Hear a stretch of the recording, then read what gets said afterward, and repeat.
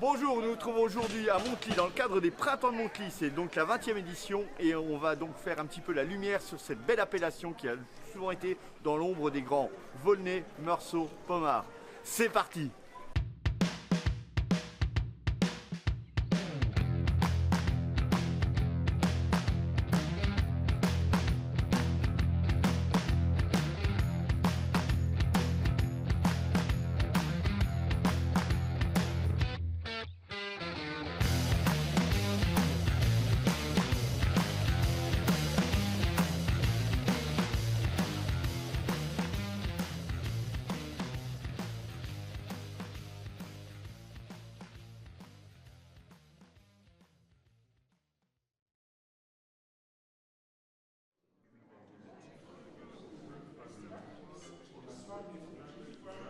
Voilà, je suis en train de déguster un vin que vous pouvez aussi retrouver au caveau car c'est Montly 2021.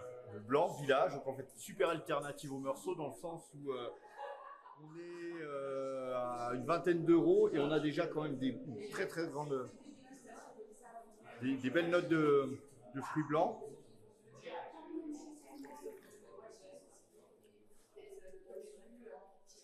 Un petit peu des notes terrifiées qui sont apportées par le fût et quelque chose, alors pas aussi long qu'un Meursault, je ne vais pas vous chanter la messe, mais on prend vraiment énormément de plaisir là-dessus. Millésime un petit peu tendu car c'est un 21, mais pour le coup, l'équilibre est bien fait entre la tension et le sucre. À la vôtre.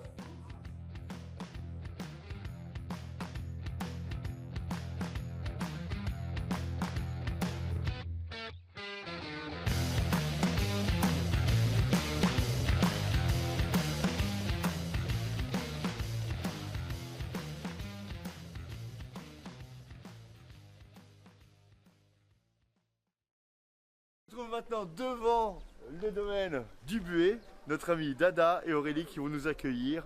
Vous pourrez aussi les retrouver au caveau.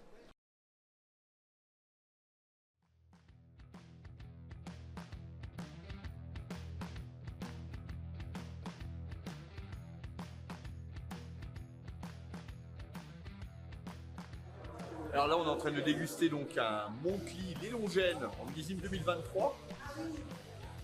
Et là, on voit quand même pas mal de matière. Hein. 23 qui a donné quand même pas mal. Beaucoup de fruits rouges, énormément. Qu'est-ce qu'on fait, cette blague?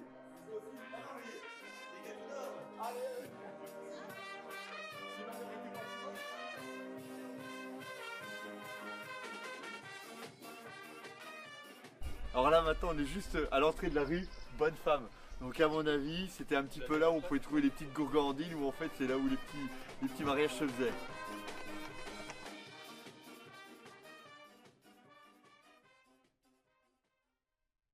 Bah, tu vois mon vieux JR, là on est dans le Clos de la Jolie, donc dans les bas de Montly, en appellation village. Là je suis en train de déguster donc le millésime 2022 de chez David Dubuet. Aka le Dada. Et souvent en fait quand on est dans ce genre de moment je me dis que j'ai vraiment un métier de merde. En gros là on est vraiment à la frontière entre Montly et Aussay. Parce que là tu as une parcelle emblématique donc les Durès qui a donné une partie du long d'Aussay. Aussay, Durès, les Durès qui sont juste à flanc là. Donc avec des belles expositions. Côté sud-sud-est où le soleil va venir lécher.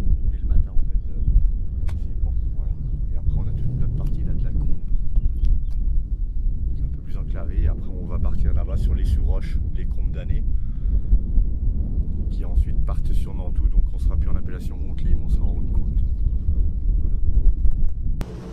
Et les Combes d'Année de Dada et de chez Dujardin, c'est juste en dessous des sous-roches, c'est là-bas. C'est vraiment, ça lèche la combe à la sortie.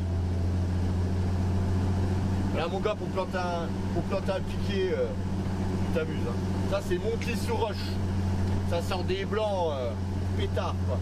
Et pour le coup, les Combes d'Année, par exemple avec le réchauffement climatique, ce qui est vraiment pas mal, c'est que du fait que c'est un peu une exposition nord, quand ça va taper fort, et ben on réussira à garder de la fraîcheur lors de la récolte.